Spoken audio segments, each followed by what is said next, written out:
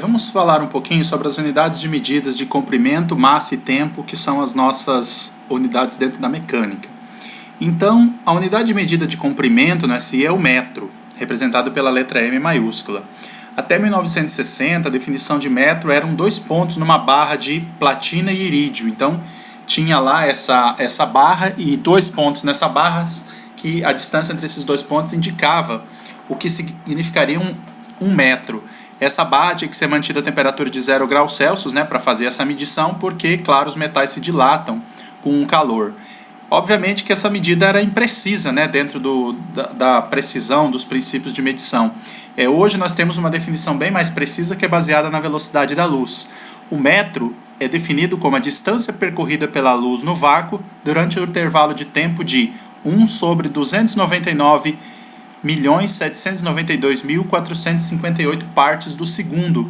Então, quer dizer, embora pareça estranha essa definição, mas ela está dizendo o seguinte: a gente sabe que a velocidade da luz é aproximadamente 300 milhões de metros, mais precisamente 299 milhões de metros, 792.458 metros por segundo. Então, uma parte dessa é um metro. É a própria definição.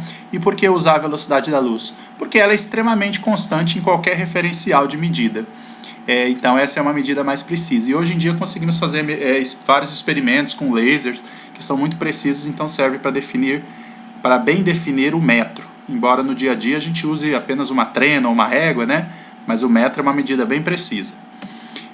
Vamos ver aqui alguns exemplos quando usamos as unidades do SI.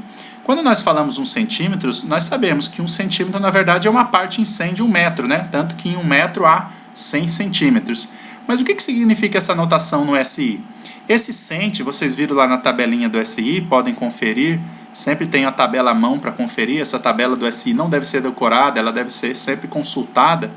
Então o cent ele é 10 a menos 2, ele é uma parte em 100. Então quando falamos 1 centímetro, nós estamos falando 10 a menos 2, 1 vezes 10 a menos 2, da unidade, que é o metro. Então se a gente pegar esse 10 a menos 2 e trazer dividindo, que é 1 sobre 100, vamos ter 0,01 metros. Então 1 centímetro é uma parte em 100 de 1 metro, usando as unidades do SI, como conhecemos por padrão. O milímetro da mesma forma. O milímetro ele é uma parte em 1000, porque se vocês olharem esse M, aqui nós temos 2 M's minúsculos. O último significa M de metro. Sempre que vem o último é a unidade. E o primeiro é de mili. Não faria sentido falar 1 metro. Então aqui na verdade é 1 milímetro, 1 milímetro.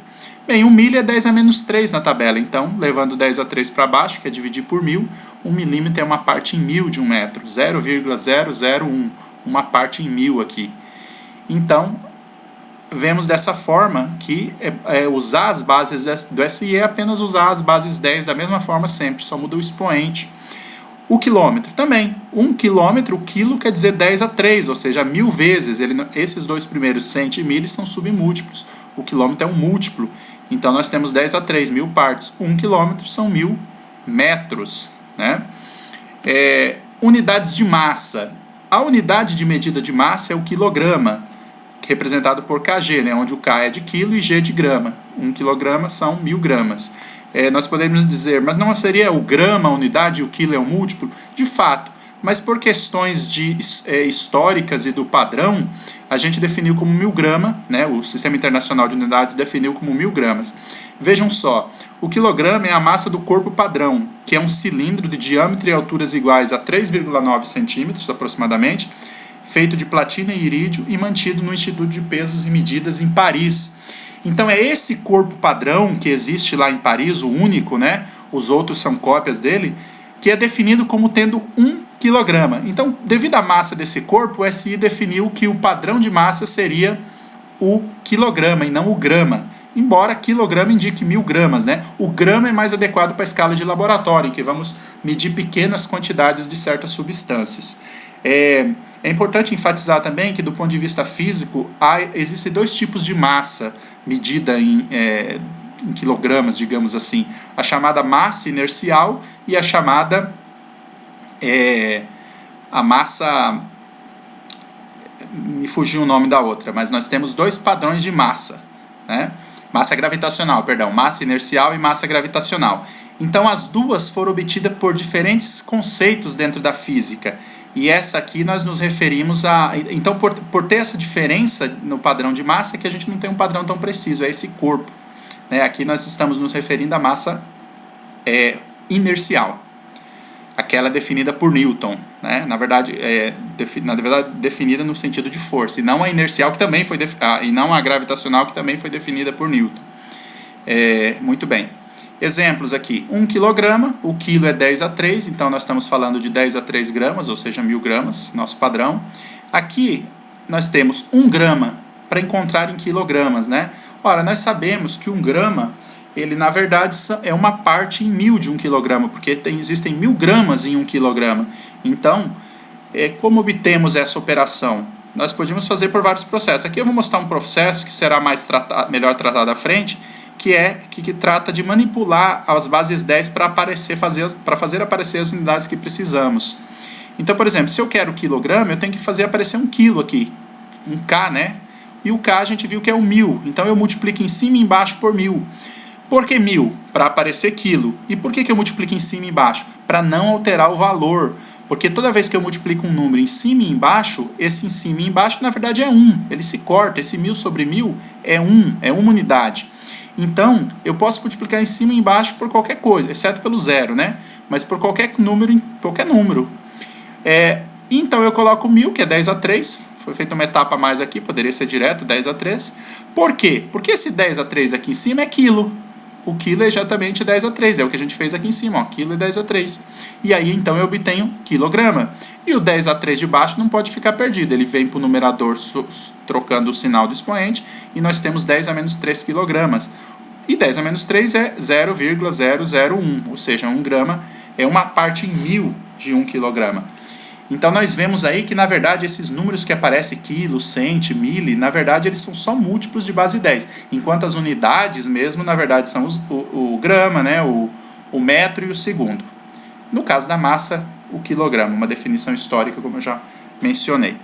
E nós temos aqui uma tonelada. A gente sabe que a tonelada são 1000 quilogramas, eu poderia colocar aqui também 1 milhão de gramas, né? Mas o fato é que 1000 quilogramas é unidades do SI, já 1 tonelada não é unidade do SI, mesmo sendo 1000, que é o múltiplo de 10. Então vejam, o SI usa múltiplos de 10. Então toda unidade que é múltiplo de 10, todas as unidades do SI são múltiplos de 10. Existem unidades que são múltiplos de 10, mas não são do SI, como por exemplo a tonelada. Agora, se a unidade não é múltiplo de 10, então ela não é do SI, como por exemplo horas e minutos, e outras muitas, como as unidades usadas nos Estados Unidos, na Inglaterra, enfim. Vamos falar de tempo. A unidade de tempo no SI é o segundo, certo? Então, o minuto e a hora não são unidades do SI, embora eles sejam usados mundialmente por questão histórica, né, por questão cultural, por questão do calendário, né, que nós já estamos acostumados, todo o horário mundial gira em torno de horas, minutos, dias, anos, né, meses. Então, o mundo usa horas, minutos e segundos. Mas dentro do SI, dentro dos fenômenos físicos, se usam segundos. Então que fique enfatizado isso, pessoal. O SI é um sistema internacional de unidades das ciências. Não quer dizer que os países não utilizem outros padrões em coisas históricas, né? Os Estados Unidos, a Inglaterra, por exemplo, por questões históricas, eles nunca adaptaram o seu sistema. E outros países, né? O sistema de calendário do mundo seria muito custoso adaptá-lo. E não faria muito sentido. Agora, cientificamente faz sentido usar segundo. Por exemplo, esse nanosegundo, que tem como exemplo aqui embaixo, é o tempo de algumas transições atômicas. O quilosegundo, embora possa parecer estranho, mas ele é apenas 1000 segundos, porque o quilo indica 10 a 3, ou seja, 1000 segundos. Então, no SI, ao invés de expressar em minutos e horas, a gente vai expressar como decasegundo, hectosegundo, quilosegundo, nanosegundo, megasegundos, gigasegundos, da mesma forma que expressamos as outras grandezas. E, por exemplo, nanosegundo, quilosegundo são mais adequadas à escala de laboratório. Muito bem. No cotidiano, claro, que usamos o padrão hora, minuto e segundo, onde um minuto são 60 segundos e uma hora são 60 minutos. Então, deixo aqui, inclusive, já mencionei, né, que eles não são parte do SI, inclusive porque eles são múltiplos de 60, né, e não múltiplos de 10 elevado ao inteiro. Eles não são base 10 como Minuto e horas não são base 10 como as bases da SI, é por isso que eles não obedecem esse padrão, não são do SI. Como exercício eu deixo aqui para vocês calcular quantos segundos tem uma hora e quantos segundos tem o dia. Então é muito simples, basta fazer aqui, se uma hora tem 60 minutos e um minuto tem 60 segundos, então multiplicando os dois nós vamos ter 3.600 segundos em uma hora, que é aproximadamente 3,6 quilosegundos, né? Na verdade é exatamente 3,6 quilosegundos em uma hora. E um dia basta multiplicar por 24.